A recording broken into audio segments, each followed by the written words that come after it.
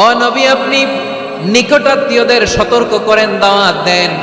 আল্লাহর নবী সাফা পাহাড়ের চূড়ায় চলে গেলেন, ডাক দিলেন, সবাইরে বললেন, ও আমার জ্ঞাতি গোষ্ঠীর লোকেরা, আমি যদি বলি এই পাহাড়ের পেছনে একদল ঘোর সওয়ার তোমাদের উপর আক্রমণ করবার জন্য, অ্যাটাক করার জন্য অপেক্ষা করছে, তোমরা আমার কথা বিশ্বাস করবে নাকি? এলাকার লোকেরা বলল, অবশ্যই বিশ্বাস করব। বিশ্বনবী বললেন, আমি যদি বলি পাহাড়ের পেছনে একদল ঘোড়সাওয়ার তোমাদেরকে অ্যাটাক করবে, বিশ্বাস করবা?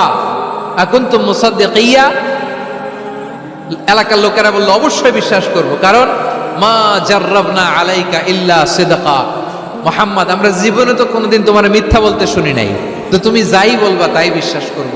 We have never ever experienced a single lie from you. আমাদের জীবনে একটাও মিথ্যা কথা তোমার জীবনে, তোমার মুখ দিয়ে বলতে শুনি নাই। সুবহানাল্লাহ পড়েন।